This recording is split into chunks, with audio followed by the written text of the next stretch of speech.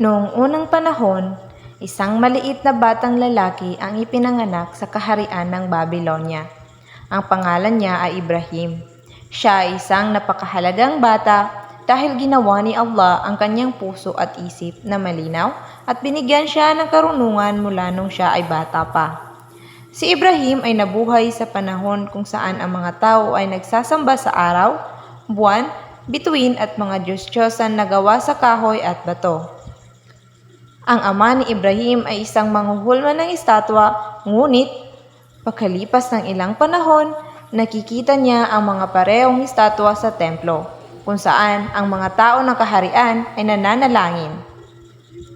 Naguluhan si Ibrahim at tinanong ang kanyang ama. O aking ama, bakit mo po dinadala ang mga laruan na ito sa templo? Ito ay mga estatwa na kumakatawan sa ating mga Diyos. Kami ay sumasamba sa kanila at humihingi ng pabor. At kami ay nagbibigay ng mga alay sa kanila. Kaya wag mo nang ulit laruin ito. Ano ba itong estatwa, ama? Ang malalaki nilang mga tainga ay mas malaki pa kaysa sa atin. Ito ang Diyos ng mga Diyos, anak. Ang mga malalaki niyang tenga ay nagpapakita ng kanyang malalim na kaalaman. Lumipas ang panahon, si Ibrahim ay palaging nagtataka tungkol kay Allah. Palaging naghahanap ng katotohanan dahil alam niyang hindi maaaring si Allah ay isang estatwa lamang.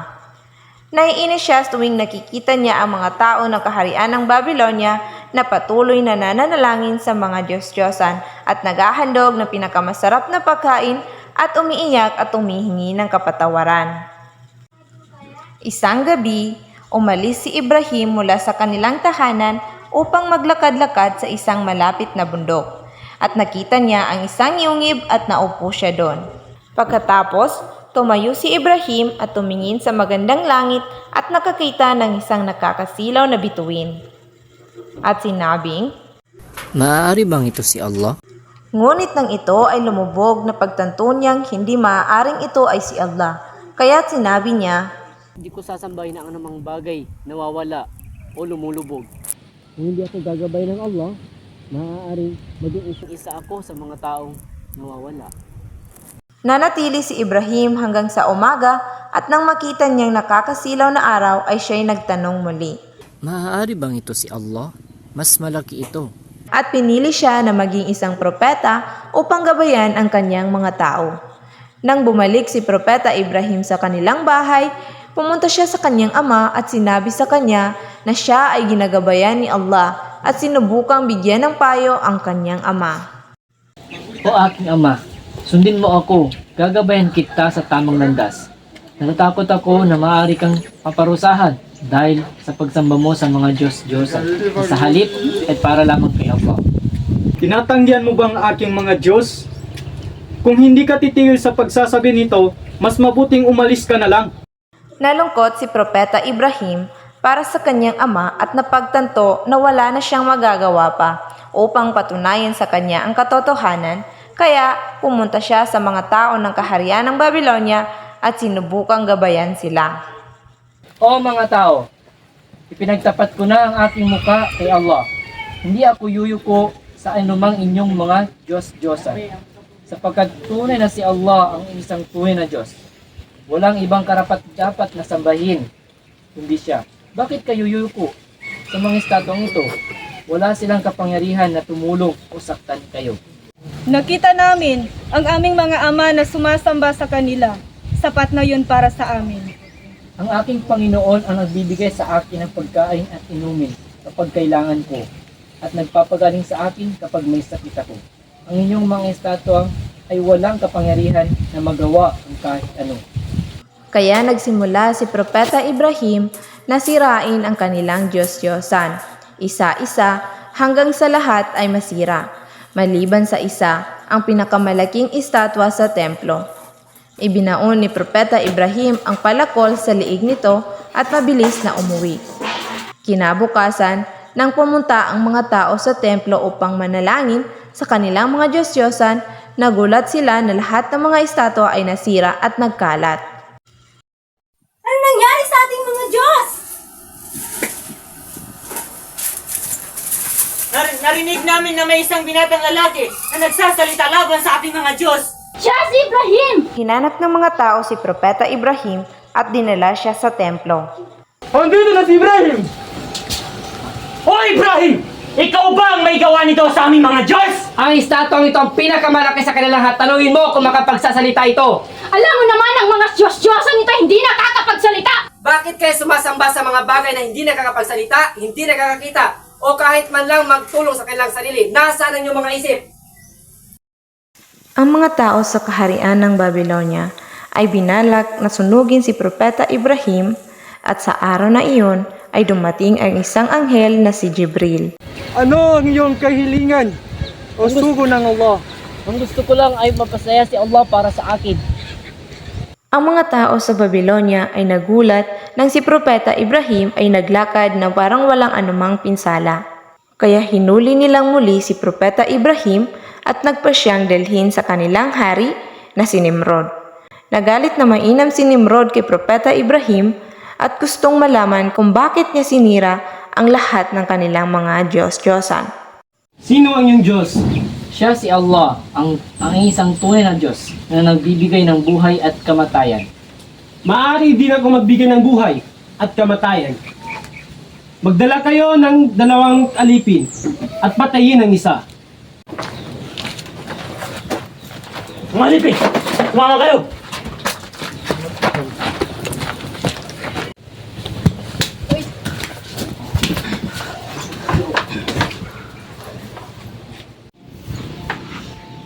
Patayin ang isa!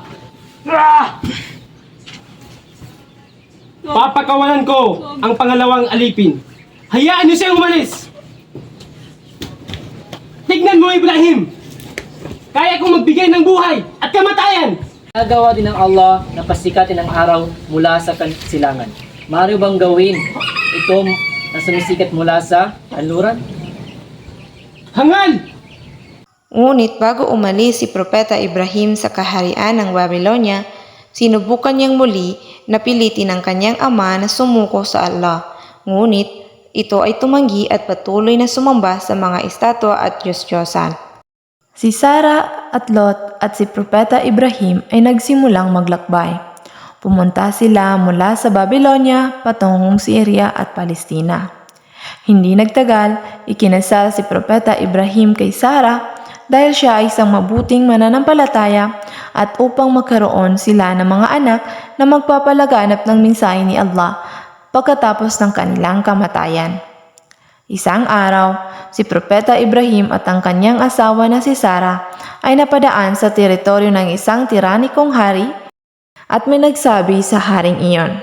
May mga taong dumating sa ating teritoryo. Ito ay si Abraham at may kasamang napakagandang babae. Pakitawag si Abraham. Masusunod, mahal na hari.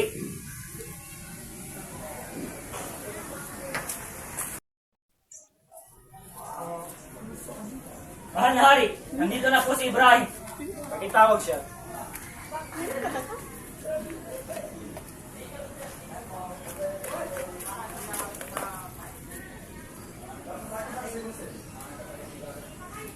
Sino ang babaeng iyong kasama? Siya ay ang aking kapatid na si Sarah. Pakitawag si Sarah. O Sarah, pinapatawag ka ng hari.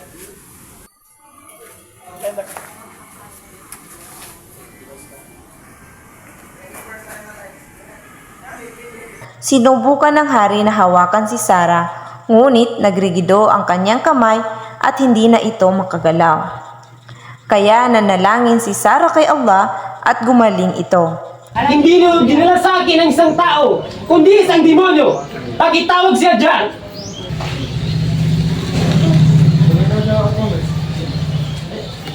Ito si Hajar. Ibibigay ko sa iyo bilang inyong alipin. Nang makalipas ang panahon, inalok ni Sarah si Propeta Ibrahim na ikasal kay Hajar dahil sa hindi sila mabinyayaan ng anak. Ano ang nangyari? Niligtas ni Allah ang masasamang balak ng tiranikong hari at binigyan niya ako ng aliping si Hajar.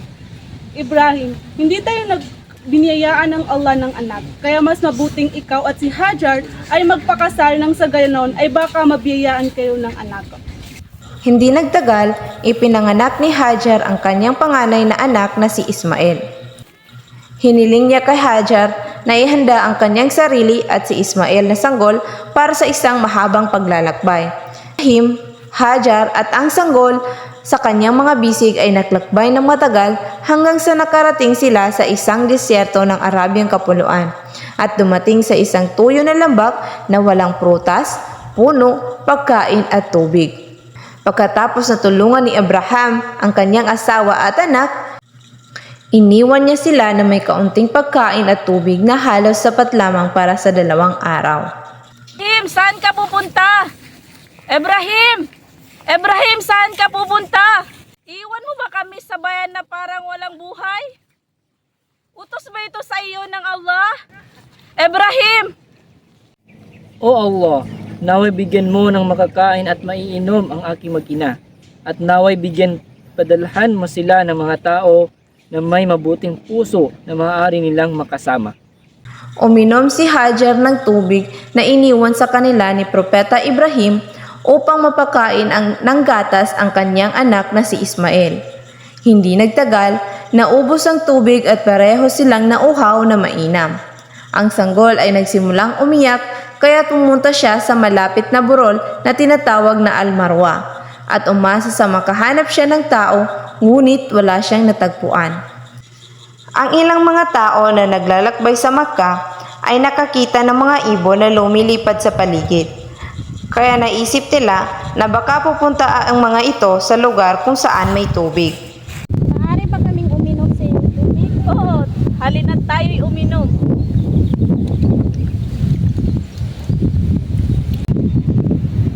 Maraming salamat. Walang anuman. Samantala, si Propeta Ibrahim, na matagal nang hindi nakikita ang kanyang anak, ay bumalik sa Makkah upang bisitahin sila.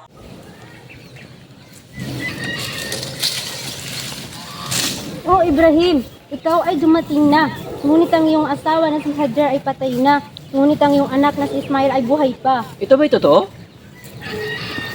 O Amang Ibrahim, ako'y nagpapasalamat sa Allah at ikaw pa ay buhay pa. Labis na nakakalungkot na hindi ko na nabutan si Hajar. Hindi ako makapaniwala, ngunit napakasaya ko.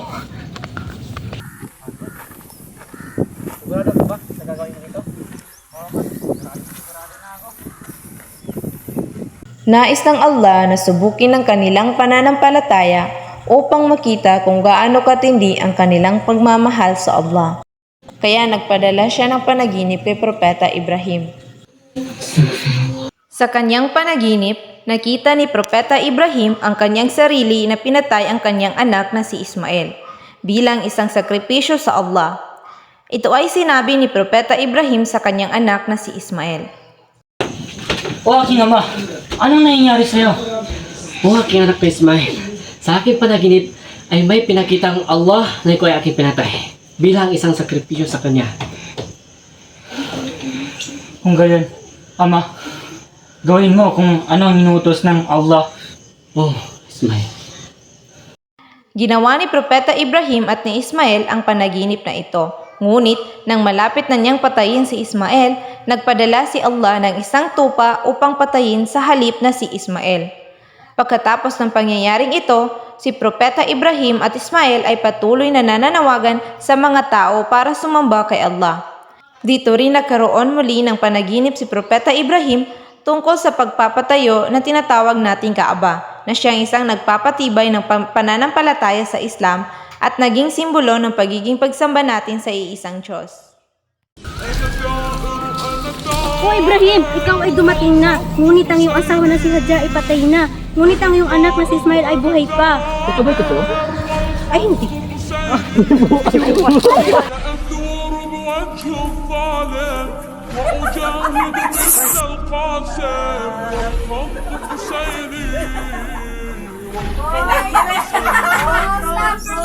وخط حسيني